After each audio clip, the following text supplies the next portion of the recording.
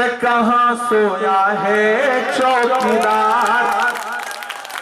चौकीदार पे तो आप समझ गए मैं किसका नाम ले रहा हूं, समझदार हैं आपने। लेकिन अगला कहने जा रहा हूं उस पे समझ के बताइएगा, तब मुझे लगेगा कि आप सच में समझदार। कि कहाँ सोया है चौकीदार, कहाँ बैठा है पलटी मार।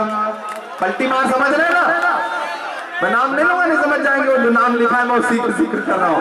कि कहाँ सोया है चौकीदार, कहाँ बैठा है पलटी मार।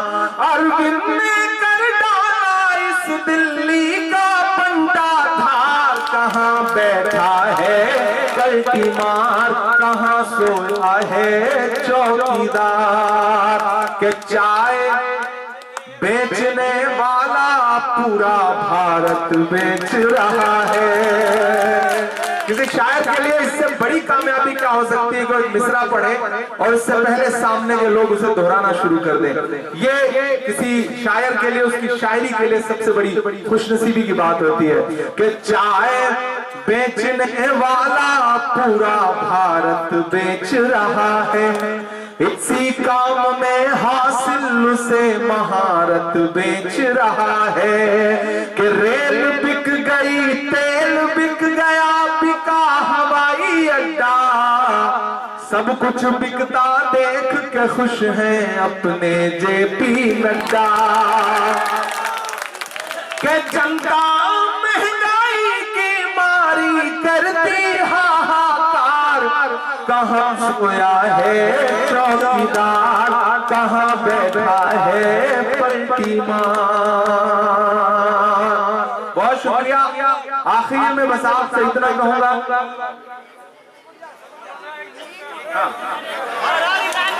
कि मत समझना डराने से डर जाएंगे। आप थक तो नहीं गए, थक तो नहीं गए ना, तो मुझे लगना चाहिए कि मैं जिंदा दिल लोगों के बीच में खड़ा हूं जिनमें जोश है। आपकी तालियों का शोर वहां अपने राजमहल में बैठे मोदी जी तक और शीश महल में बैठे अरविंद केजरीवाल तक, दोनों तक जाना चाहिए।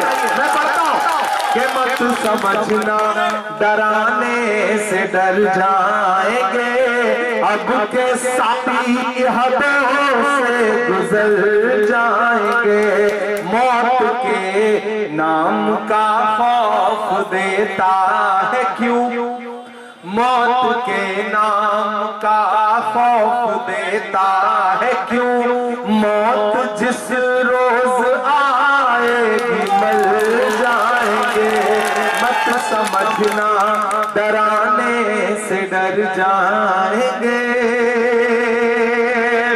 कि हमने ज़मज़म दिया, आबे गंगा दिया, तुमने भारत को दंगा ही दंगा दिया। और अगली जो दो लाइन है ना, उस पर पूरी जेजे कॉलोनी में किसी का हाथ खामोश नहीं रहना चाहिए। कि हमने ज़मज़म दिया, आबे गंगा दिया, तुमने भारत को दंगा ही दंगा दिया। तुमने एक रंग के ख्वाब देखे मगर हमने हिंदुस्तान को तिरंगा दिया। ये तिरंगा, ये तिरंगा बदन पर लपेटे हुए, ये तिरंगा बदन पर लपेटे हुए एक दिन इस जमीन में उतर जाएंगे।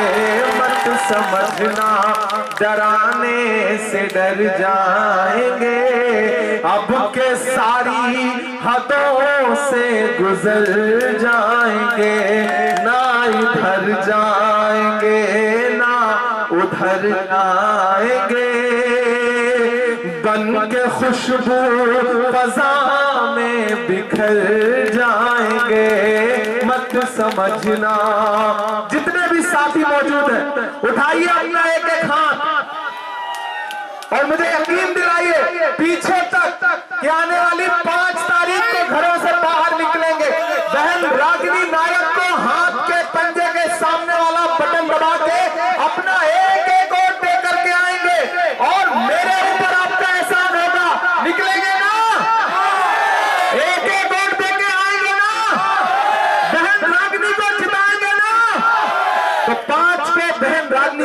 जिताइए, फिर आपके बीच में आपका शुक्रिया अदा करने के लिए आऊंगा। आज के लिए बहुत माफी, बहुत लंबे सफर से आ रहा हूँ। महाराष्ट्र था, फिर उसके बाद किराड़ी गया और किराड़ी से यहाँ पहुंचा हूँ। अगले 6-7-5 दिन लगातार यहाँ जनसभाएं करनी है पूरी दिल्ली में। तो मैं आपका अपना हूँ, आपका बेटा हूँ, आपका भाई हूँ, आपके लिए संसद से सड़क तक लड़ता रहता हूँ। तो मेरी गुजारिश है कि मेरे आने की लाज रखिएगा।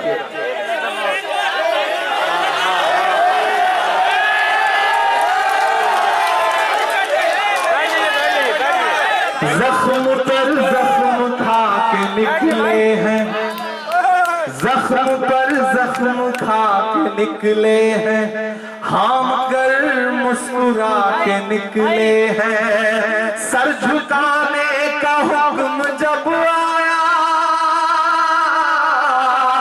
सर झुकाने का हुक्म जब आया, और भी सर उठा के निकले हैं, और भी सर उठा के निकले हैं। कि हर सितम का जवाब आएगा, देखना इंकलाब आएगा। मेरा ईमान, मेरा यकीन बोल रहा है मिस्रों में कि हर सितम का जवाब आएगा, देखना इंकलाब आएगा। अच्छे दिन का किए थे जो वादा, अच्छे दिन का किए थे जो वादा, उनका दिन भी खराब आएगा, उनका दिन भी खराब आएगा।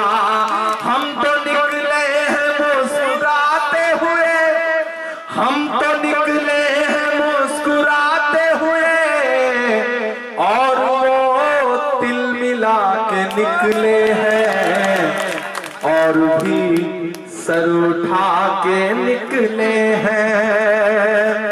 कोई खुशबू न कोई फूल न कोई रौनक, कोई खुशबू न कोई फूल न कोई रौनक, उस पे कांटों की जहालत नहीं देखी जाती।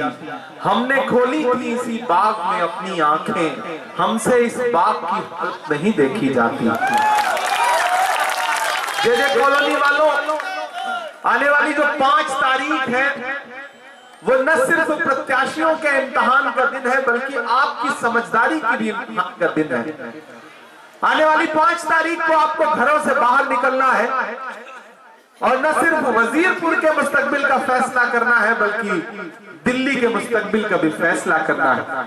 मैं अभी जब स्टेज पे आया और यहाँ मंच पे बैठा, तो रागिनी जी आप जब भाषण दे रही थी तो सामने एक बोर्ड लगा है अरविंद प्रॉपर्टीज।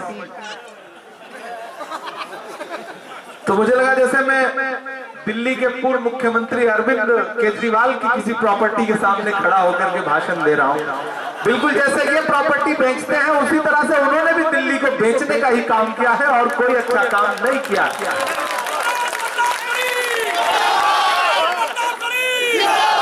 इस भीड़ में तमाम ऐसे लोग भी आए होंगे जिन्होंने अब तक मन नहीं बनाया होगा कि उन्हें किसको वोट देना है। मेरी आवाज उन माओ बहनों तक भी पहुंच रही होगी जो अपने घरों में हैं, मुझे सुन रही हैं, और उन्होंने अब तक जहन नहीं बनाया होगा कि उन्हें किसको वोट देना है। मैं अगले 10 मिनट आपसे मुखातिब हूं, फिर फैसला आप पर छोड़ूंगा। आप पर, मतलब आप पर, उन पर नहीं। अब तो आप कहते हुए 5 बार सोचना पड़ता है कि आम आदमी बन के आए थे और ऐसे खास आदमी बन गए। जे कॉलोनी वालों, याद करो 2013 की वो शाम कि जब जंतर मंतर और रामलीला के मैदानों पर, सड़कों पर नारे लगाए जा रहे थे भ्रष्टाचार के खिलाफ। तो कभी आपने सोचा है कि उतने बड़े आंदोलन को खाद पानी कौन दे रहा था? उस आंदोलन के पीछे कौन था? तब मैं सियासत में नहीं था, लेकिन उस दौरान भी जब पूरे देश का मीडिया एक तरफा उनके आंदोलन को बता रहा था कि भ्रष्टाचार के खिलाफ बहुत बड़ा आंदोलन है, उस दिन से मैं कह रहा था कि अन्ना हजारे और अरविंद केजरीवाल के आंदोलन के पीछे आरएसएस है, भारतीय जनता पार्टी। मैं उस दिन से कहता था, तब शायद मेरी समझ इतनी बड़ी ना रही हो, लेकिन मुझे अंदर से नजर आता था, मेरी छठी इंद्री कहती थी कि ये जो मंच पर खड़े होकर के भ्रष्टाचार के खिलाफ बड़ी बड़ी बातें करने वाले कुछ चेहरे हैं, दरअसल इनके पीछे मुझे आरएसएस की आवाज सुनाई पड़ती, इसके पीछे भाजपा। और याद करिए कि 2013-14 में किस तरह से शीला दीक्षित जी को और स्वर्गीय डॉक्टर मनमोहन सिंह साहब को क्या क्या नहीं कहा अरविंद केजरीवाल और उनके साथियों ने। और पिछले दिनों जब डॉक्टर मनमोहन सिंह साहब इस दुनिया से कूच कर गए, तब एहसास हुआ कि डॉक्टर मनमोहन सिंह साहब शख्सियत क्या थे, उनका जाना हिंदुस्तान का कितना बड़ा नुकसान था। मुझे याद है कि हम उस दिन अंतिम संस्कार में डॉक्टर मनमोहन सिंह साहब के शौक के साथ चल रहे थे, रागिनी जी भी थी, सारे लोग थे, कांग्रेस के सारे लोग थे। मैंने देखा कि मेरी आंख के सामने दिल्ली के मुख्यमंत्री आतिशी जी भी चल रही थी और बड़ा गमगीन सी थी। मुझे देखी और मेरी नजरें मिली तो मेरा मन हुआ कि मैं इनसे कहूं कि आज डॉक्टर मनमोहन सिंह साहब की लाश के पीछे पीछे चलते हुए आप लोगों को शर्म नहीं आ रही, क्योंकि आप लोगों ने डॉक्टर मनमोहन सिंह साहब को क्या क्या नहीं कहा था। मेरे भाई 2014 से शुरू हुआ वो सफर, आज तो मैं पूरे देश में घूम के पूछता हूं कि भारत मां की आंख के तारे कहां गए, भारत मां की आंख के तारे कहां गए, आरएसएस के राज दुलारे कहां गए। अच्छे दिनों की तरह उन्हें भी खोज रहा, कोई बताए अन्ना हजारे कहां गए। पिछले 7-8 साल से गायब है, कोई अता पता नहीं है। भ्रष्टाचार की बड़ी बड़ी बातें करके डॉक्टर मनमोहन सिंह साहब और शीला दीक्षित जी को बुरा कहने वाली सरकार 10 साल शासन में रही तो ऊपर वाले के लाठी में आवाज नहीं होती है। जो शीला दीक्षित जी को, सोनिया जी को, मनमोहन सिंह साहब को भला बुरा कहते थे, वो सारे लोग भ्रष्टाचार के आरोप में जेल काट के आए। उप मुख्यमंत्री, मुख्यमंत्री, मंत्री, ये ऊपर वाले का इंसाफ था जो अरविंद केजरीवाल जी के साथ हुआ, मनीष सिसोदिया जी के साथ हुआ। उसकी लाठी में बिल्कुल आवाज नहीं होती, वो बहुत खामोशी से इंसाफ करता है। जे कॉलोनी वालों, मैं रागिनी नायक जी के लिए आज यहाँ सिर्फ इसलिए वोट मांगने नहीं आया हूं कि ये कांग्रेस पार्टी की प्रत्याशी है, यहाँ मेरी नई नस्लें खड़ी हैं। मैंने कहा ना, अभी बहुत सारे साथी ऐसे होंगे जिन्होंने मन नहीं बनाया होगा, मैं उनसे मुखातिब होकर कह रहा हूं, मैं इस बहन के लिए सिर्फ इसलिए नहीं आया हूं कि ये कांग्रेस पार्टी की प्रत्याशी है। मैं पिछले 7-8 साल से जब इन टीवी चैनलों पे कोई भी डिबेट देखता हूं और मुझे लगता है कि देश में कुछ चेहरे ऐसे हैं जो इस देश की गंगा जमुनी तहजीब के लिए अलग ऐलान बिना डरे हुए लड़ रहे हैं, उस फहरिस्त में सबसे पहला नाम अगर मैं कोई रखूंगा तो वो बहन रागिनी नायक का है। मैं इसलिए रागिनी जी के लिए आपसे अपील करने आया हूं। मेरे भाई, सिर्फ इतने से काम नहीं चलता है कि बुरे को बुरा कह दो।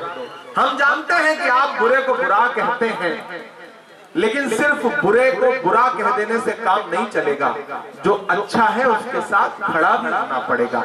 हम बहुत सारी लड़ाइयां इसलिए भी हार जाते हैं कि हमारे हाथ में अब मोबाइल आ गया है, फेसबुक है, ट्विटर है, व्हाट्सएप है, यूट्यूब है। हम एक कमेंट कर देते हैं, पोस्ट कर देते हैं कि नरेंद्र मोदी ने ये बहुत गलत किया, अरविंद केजरीवाल ने ये बहुत गलत बोला। याद है कोरोना के दौरान किस तरह से दिल्ली की सरकार, अरविंद केजरीवाल की सरकार मरकज के लिए क्या क्या बोलती थी, क्या क्या स्टेटमेंट देती थी, याद है आप सारे लोगों को? भूलिएगा मत, भूलने वाली बात नहीं है। ये जो बहुरूपीय लोग हैं, ये अगर भेष बदल के आपके सामने आए हैं तो आपको भी याद दिलाना है कि नहीं, हमारी याददाश्त इतनी कमजोर नहीं है। शीला दीक्षित जी जैसी महिला, भद्र महिला, और 15 साल अगर पूरी दिल्ली का आप सही से सर्वे करेंगे ईमानदारी से, यहाँ तमाम बुजुर्ग ऐसे बैठे हैं जो जानते हैं कि जितने फ्लाईओवर शीला जी ने बनाए, जितने मेट्रो स्टेशन शीला जी ने बनाए, उसमें एक का भी इजाफा नहीं कर पाई है आम आदमी पार्टी की सरकार। जो शीला जी ने बनाया था उस पे कभी नाम पलट करके, कभी दूसरा नाम चिपका करके, कभी रंग रोगन लगा करके, कभी पुराने स्कूलों का नाम बदल करके रंग रोगन लगा करके इन्होंने बताया कि हमने बहुत विकास किया। नरेंद्र मोदी जी ने चाय बेची, फिर इन्होंने उनसे होड़ करने के चक्कर में फिर शराब बेचनी शुरू की। एक ने चाय बेची, एक ने शराब बेची। दरअसल इन्होंने आपके सपने बेचने का काम किया है, आपसे झूठ बोला है और ऐसा प्रत्याशी आपको दिया, ऐसा विधायक आपको दिया जो 10 साल से आपके विधायक हैं, मैंने सुना है। लेकिन मैं आ रहा था तो सड़कें ऐसी हैं कि इस पे चलिए तो पता ही नहीं चलता कि आप सफर कर रहे हैं कि आखिरी सफर कर रहे हैं। गड्ढों में सड़कें हैं या सड़कों में गड्ढा है, पता ही नहीं चलता। मेरे भाई, ऐसे में आपको एक फैसला तो करना पड़ेगा, एक स्टैंड तो लेना पड़ेगा। भाजपा हो, आम आदमी पार्टी हो, एक बड़ा भाई है, एक छोटा भाई है, और उन दोनों की लड़ाई जो है वो रागिनी नायक जी से है। रागिनी नायक जी कांग्रेस पार्टी की एक तेज तर्रार न सिर्फ प्रवक्ता है बल्कि पार्टी की लीडरशिप इन पे भरोसा भी जताती है। राहुल गांधी जी हो, सोनिया गांधी जी हो, प्रियंका गांधी जी हो, मैंने अपनी आंख से देखा है। मुझको पार्टी ने कहा प्रॉपर, मैं महाराष्ट्र था कल, मेरा कार्यक्रम था, मुझे पार्टी की तरफ से कहा गया कि इमरान बहुत शानदार चुनाव लड़ रही है रागिनी नायक जी, उनके लिए जाइए, अपने लोगों के बीच में जाइए, उन्हें समझाइए, उनको बताइए कि आदमी एक बार धोखा खाता है, 2 बार धोखा खाता है, तीसरी बार उसको संभलना चाहिए। 2 बार धोखा आप खा चुके हैं, अब तीसरी बार संभलने का वक्त है। किसी फिल्म का एक डायलॉग था कि आग को पानी का डर बना रहना चाहिए। आपने झोली भर भर के आम आदमी पार्टी को वोट दिया तो आपकी अहमियत, आपके वोटों की अहमियत, आपकी खुददारी की अहमियत, आपके सम्मान की अहमियत सब रसातल में चली गई। इसलिए इस चुनाव में आम आदमी पार्टी को, भाजपा को यह एहसास दिलाइए कि जे कॉलोनी की जनता, वजीरपुर की जनता बहन रागिनी नायक के साथ खड़ी है और इस बार आप इनको विधायक बना करके असेंबली में भेजने जा रहे हैं। रागिनी बिना विधायक रहते हुए देश के टीवी चैनलों पे जिस मजबूती के साथ लड़ती हैं, जिस हिम्मत के साथ लड़ती हैं और बड़े बड़ों की बोलती बंद करा देती हैं, सोचिए अगर ये विधायक बन के असेंबली में खड़ी होंगी तो कितनी मजबूती के साथ आपकी लड़ाई लड़ेंगी। मैं वो दिन देख रहा हूं कि बहन रागिनी नायक असेंबली में होंगी दिल्ली की, तब इनकी आवाज को और मजबूती मिल चुकी होगी। हमने सहराओं में हासिल किया आसानी से, अरविंद केजरीवाल साहब, हमने सहराओं में हासिल किया आसानी से, तुम समंदर में भी रहकर न मिले पानी से। ये सियासत के दिले सबके हवाले न करो, ये सियासत के दिए सबके हवाले न करो, मुल्क जल जाता है एक शख्स की नादानी से। पिछले 10 साल में जिस तरह से दिल्ली को ठगने का काम किया गया है, पुराने स्टेटमेंट उठा के देखिए, झूठ बोलने के मामले में आम आदमी पार्टी वालों का कोई मुकाबला नहीं कर सकता। पहले मैं सोचता था मोदी जी आगे हैं, फिर मैंने बाद में अरविंद केजरीवाल जी के भाषण थोड़ा गंभीरता से सुने, तब मुझे लगा भाई ये तो उनसे भी आगे का आदमी है। मतलब कमाल है। चाय और दारू वाली बात तो आपने देख ही ली है, लेकिन झूठ बोलने में, बहुरूपियेपन में, जे कॉलोनी वालों, ये चुनाव झूठे और सच्चों के बीच में है, ये चुनाव बहुरूपियों और अच्छों के बीच में है, ये चुनाव बुज़दिलों और बहादुरों के बीच में है। आपको तय करना है कि आप कहां खड़े हैं, किस तरफ खड़े हैं।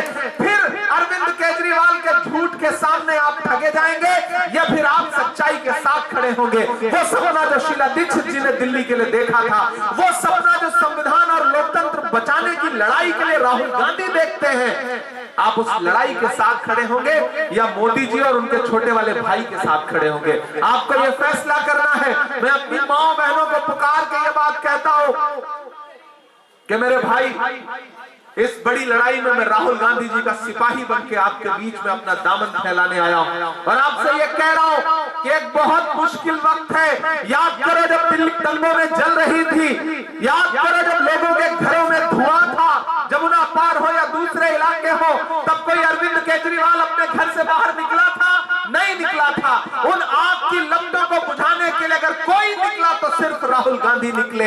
याद करो वो दिन कि जब हाथरस अंदर दलित बिटिया के साथ बलात्कार हुआ और रात के 2 बजे उसकी लाश को बिना परिवार की मर्जी के जला दिया गया, तो कोई अरविंद केजरीवाल निकला? नहीं निकला। कोई नरेंद्र मोदी जी निकले? नहीं निकले। कौन निकला? राहुल गांधी निकले, प्रियंका गांधी निकली, गए उस दलित बिटिया के परिवार से मिलने के लिए। याद करो जब मणिपुर में बहन बेटियों को बिना कपड़ों के परेड कराई जा रही थी, तो कोई अरविंद केजरीवाल कुछ बोला? नहीं बोले। कोई नरेंद्र मोदी जी कुछ बोले? नहीं बोले। कौन बोला? राहुल गांधी बोले। न सिर्फ बोले बल्कि उन बेटियों उन बहनों के पास गए और उनको अपने सीने से लगा करके उन्हें ढांढस बंधाया।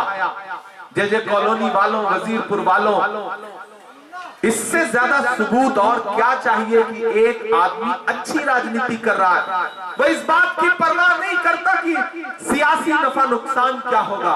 वो आदमी 4000 किलोमीटर चला पैदल, क्या नारा लगाते हुए?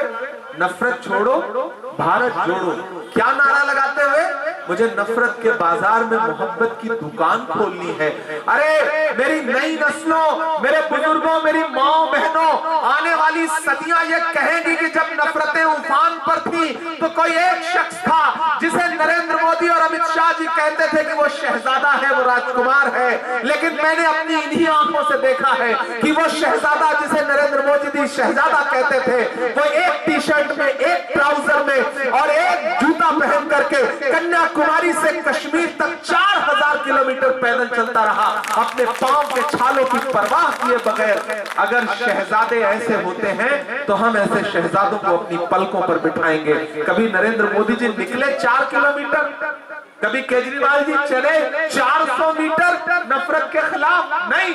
मैं चला हूं राहुल गांधी के साथ, मैंने देखे हैं उनके पांव के छाले। मुझसे मीडिया के साथ ही कहते थे कि इमरान साहब आप राहुल जी के साथ पैदल चल रहे हैं, क्या कहेंगे आप तो शायर हैं। तब मैं उनसे कहता था कि जो हर जालिम से टकराएगी वो आंधी बनाऊंगा, जो हर जालिम से टकराएगी वो आंधी बनाऊंगा। नए अंग्रेज आए हैं, नया गांधी बनाऊंगा।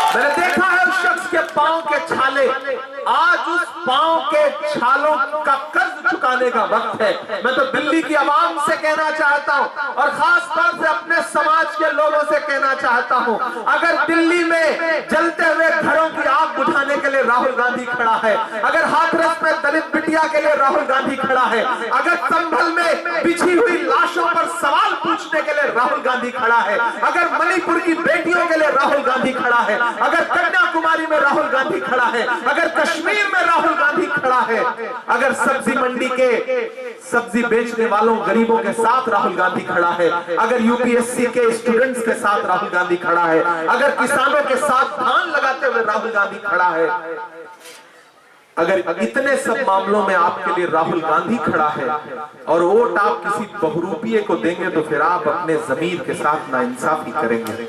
ये मैं आपसे कहने आया हूं। आज रात में तन्हाई में जब सोने जाइएगा तो एक बार अपने दिल से सवाल करिएगा कि आया था 35-36 साल का एक नौजवान और आपके सामने अपना दामन फैला के ये कह रहा था कि इस देश में एक सच्ची और अच्छी राजनीति की जरूरत है। आपको अरविंद केजरीवाल ने ठगा, आपको नरेंद्र मोदी जी ने ठगा। अगर आप चाहते हैं कि इस देश में डॉक्टर बाबा साहब अम्बेडकर का संविधान बचे, इस देश में लोकतंत्र बचे, महात्मा गांधी के सिद्धांत बचे, पंडित जवाहरलाल नेहरू के उसूल बचे, मौलाना आजाद के सपने बचे, तो फिर आपको राहुल गांधी के साथ, कांग्रेस के साथ खड़ा होना पड़ेगा। मैं अपनी बहन के लिए आपके बीच में आया हूं। यही तस्वीरें तो भाजपा वाले और आम आदमी पार्टी वाले नहीं देखना चाहते कि बहन रागिनी नायक के लिए अपना दामन फैला करके कोई इमरान खड़ा होकर के वोट मांग रहा है। यही वो तस्वीरें हैं, यही वो राजनीति है जो कांग्रेस पार्टी करती है। मैं आपसे अपील कर रहा हूं, आने वाली 5 तारीख को घरों से बाहर निकलिए। देखिए 10 साल में दिया, राजेश जी ने भी आपको कुछ दिया नहीं, वो इतना गुप्त रहे कि नजर ही नहीं आया आपके बीच में। इसलिए मैं आपसे अपील कर रहा हूं कि 5 तारीख को घरों से बाहर निकलिए।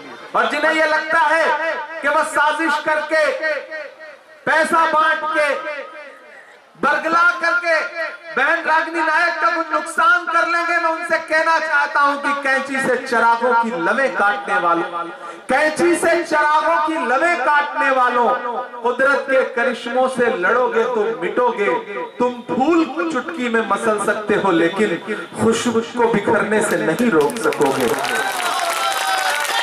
कांग्रेस की जो मोहब्बत की खुशबू है, इस खुशबू के साथ खड़े होइए, इस खुशबू के साथ चलिए। और ये जेल काट करके लौटे हुए अरविंद केजरीवाल जी, जेल काट के लौटे हुए मनीष सिसोदिया जी, जेल काट के लौटे हुए सिकंदर जैन साहब, और भी कई मंत्री हैं, मैं तो नाम ही भूल गया हूं, इतना उनका जेल का अप एंड डाउन चलता रहता है कि अब नाम याद रख पाना मुश्किल होता है। हम यहाँ अभी नाम ले रहे हैं, पता नहीं कौन सा आम आदमी पार्टी का मंत्री जो है वो जेल जा रहा हो या जेल जाने की तैयारी में हो, क्योंकि आपने शराब बेच बेच करके चाय वाले को इतना चिढ़ाया, इतना कंपटीशन किया कि फिर उसने आपके साथ वही व्यवहार शुरू किया जिसके आप हकदार थे। मेरे भाई, मैं आखिर में आपसे ये कहूंगा कि बहन रागिनी नायक जी और अशोक बसोया साहब, अशोक भाई कहाँ हैं? अशोक भाई आप इधर आइए। अब इनको बहन बना लिया है तो आपसे तो अलग ही रिश्ता हो गया ना। तो मैं अशोक भाई और रागिनी जी दोनों लोगों को, जब मैं राजनीति में नहीं था मैं तब से जानता हूं, तब से रागिनी जी को सुनता हूं, अशोक भाई को, इनके संघर्ष को, इनके काम को देखता रहता हूं।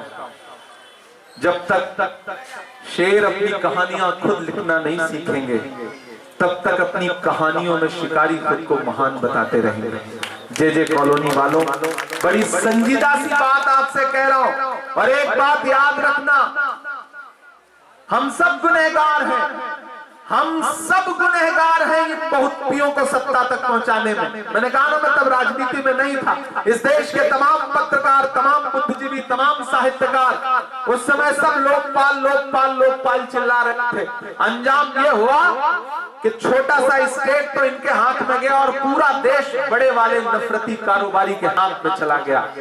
इन दोनों से निजात पाना है तो जब तक दिल्ली में आप कांग्रेस पार्टी को मजबूत नहीं करेंगे, तब तक देश में कांग्रेस पार्टी मजबूत नहीं होगी। इसलिए मैं आपसे अपील कर रहा हूं, मैं जानता हूं आप सारे लोग ये तो चाहते हैं कि यार राहुल गांधी को प्रधानमंत्री बनना चाहिए, अंदर से दिल में आपकी आवाज रहती है कि नहीं रहती है?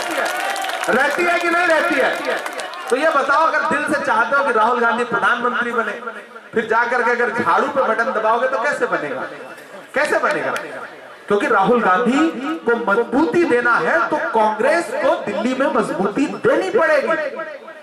और आपसे इतना कह रहा हूं कि कभी इनके झांसे में मत आई। ये मैंने कहा ना, अरविंद प्रॉपर्टी पर लिखी हुई है।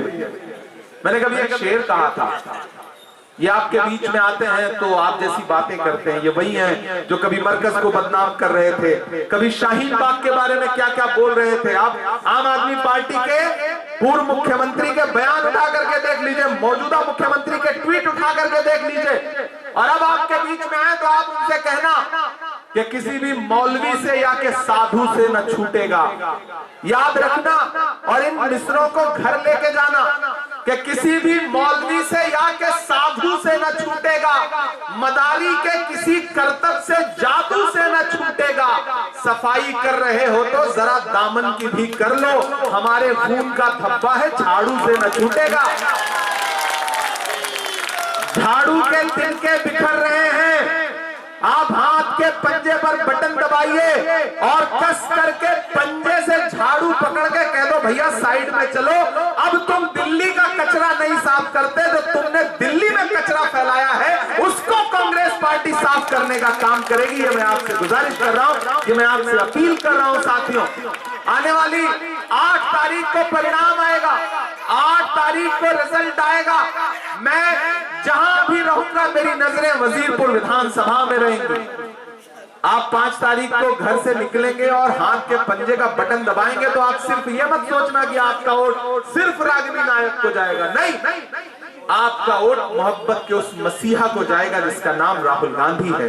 आपका वोट इस देश में महिलाओं की सबसे सशक्त आवाज बहन प्रियंका गांधी को जाएगा। आपका वोट डॉक्टर बाबा साहब अम्बेडकर के सच्चे सच्ची अनुयायी मल्लिकार्जुन खड़गे जी को जाएगा। आपका रागिनी नायक को दिया गया एक वोट इमरान प्रतापगढ़ी पे आपका एहसान होगा, ये आपसे अपील करने के लिए, आपसे गुजारिश करने के लिए आया हूं और आपसे वादा करता हूं कि 5 को हाँ शायर भी सुनाते हैं, अभी तो भाषण दे रहे, शायरी भी सुना दे, मना थोड़ी करेंगे, हमें पता है आपने पिछले 6 घंटे से बहुत भाषण सुना। देखिए हमारे पास कितने जुझारू लोग हैं। मैं किस नहीं रहा हूँ, कोई नहीं। तो 5 घर से बाहर निकलिए, अपना एक वोट दे करके आइए, बहन रागिनी नायक को जिताइए। मुझे हुक्म हुआ है कि मैं कुछ शायरी सुना दूं।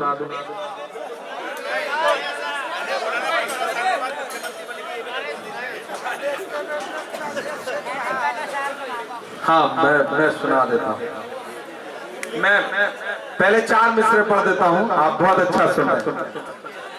कि कहाँ सोया है चौकीदार। चौकीदार पे तो आप समझ गए मैं किसका नाम ले रहा हूँ, समझदार हैं आपने। लेकिन अगला कहने जा रहा हूं उस पे समझ के बताइएगा, तब मुझे लगेगा कि आप सच में समझदार। कि कहाँ सोया है चौकीदार, कहाँ बैठा है पलटी मार। पलटी मार समझ रहे ना, मैं नाम नहीं लूंगा, नहीं समझ जाएंगे, वो जो नाम लिखा है मैं उसी का जिक्र कर रहा हूं। कि कहाँ सोया है चौकीदार, कहाँ बैठा है पलटी मार। अरविंद ने कर डाला इस दिल्ली का पंडा धार, कहाँ बैठा है पलटी मार, कहाँ सोया है चौकीदार। के चाय बेचने वाला पूरा भारत बेच रहा है। किसी शायर के लिए इससे बड़ी कामयाबी क्या हो सकती है कि एक मिसरा पढ़े और इससे पहले सामने के लोग उसे दोहराना शुरू कर दें। ये किसी शायर के लिए, उसकी शायरी के लिए सबसे बड़ी खुशनसीबी की बात होती है कि चाय बेचने वाला पूरा भारत बेच रहा है। इसी काम में हासिल उसे महारत बेच रहा है।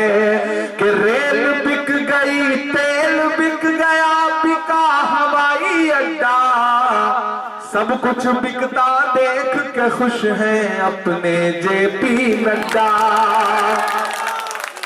के जनता महंगाई की मारी करती हाहाकार, कहाँ सोया है चौकीदार, कहाँ बैठा है पलटी मार।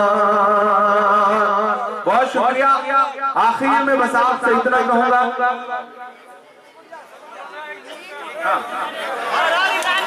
कि मत समझना डराने से डर जाएंगे। आप थकते नहीं गए, थकते नहीं गए ना, तो मुझे लगना चाहिए कि मैं जिंदा दिल लोगों के बीच में खड़ा हूं जिनमें जोश है। आपकी तालियों का शोर वहां अपने राजमहल में बैठे मोदी जी तक और शीश महल में बैठे अरविंद केजरीवाल तक, दोनों तक जाना चाहिए। मैं पढ़ता हूं कि मत समझना डराने से डर जाएंगे, अब के साथी हदों से गुजर जाएंगे। मौत के नाम का खौफ देता है क्यों, मौत के नाम का खौफ देता है क्यों।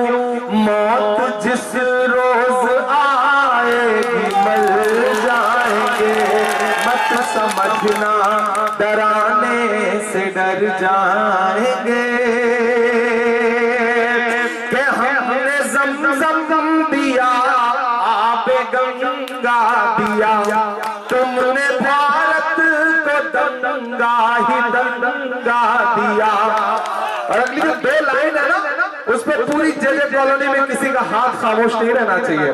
कि हमने ज़मज़म दिया, आबे गंगा दिया, तुमने भारत को दंगा ही दंगा दिया।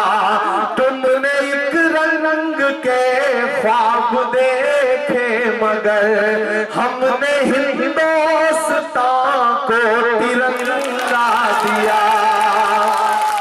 ये तिरंगा ये तिरंगा बदन पर लपेटे हुए, ये तिरंगा बदन पर लपेटे हुए एक दिन इस जमीन में उतर जाएंगे।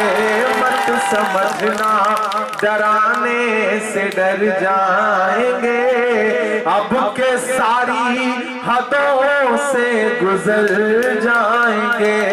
ना इधर जाएंगे ना उधर जाएंगे, बन के खुशबू फजा में बिखर जाएंगे।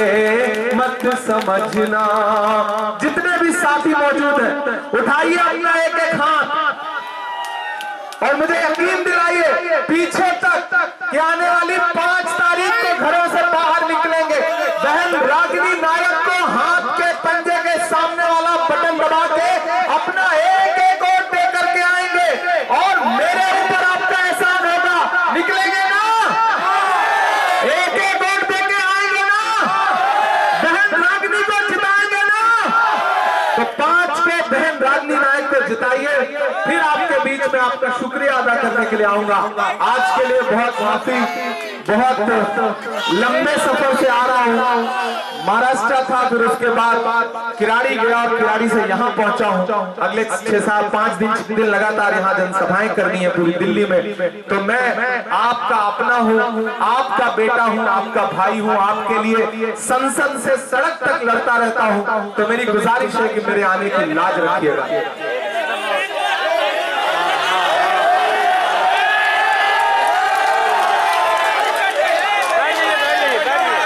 जख्म पर जख्म खा के निकले हैं, जख्म पर जख्म खा के निकले हैं, हम कर मुस्कुरा के निकले हैं। सर झुकाने का हुक्म जब आया, सर झुकाने का हुक्म जब आया और भी सर उठा निकले हैं, और भी सर उठा के निकले हैं कि हर सितम का जवाब आएगा, देखना इंकलाब आएगा। मेरा ईमान, मेरा यकीन बोल रहा है इन मिसरों में कि हर सितम का जवाब आएगा, देखना इंकलाब आएगा। अच्छे दिन का किए थे जो वादा, अच्छे दिन का किए थे जो वादा, उनका दिन भी खराब आएगा, उनका दिन भी खराब आएगा। हम तो निकले हैं मुस्कुराते हुए, हम तो निकले हैं मुस्कुराते हुए, और वो तिल मिला के निकले हैं, और भी सर उठा के निकले हैं। आप बहन रागिनी नायक को जिता करके असेंबली पहुंचाइए। मैं आपसे वादा करता हूं 8 तारीख के बाद फिर यही जीत के जश्न का एक मंच लगेगा।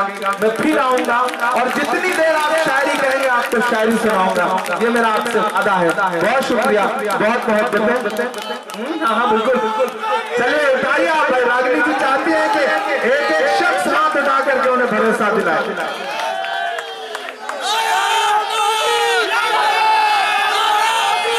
बहुत शुक्रिया, बहुत बहुत थैंक यू।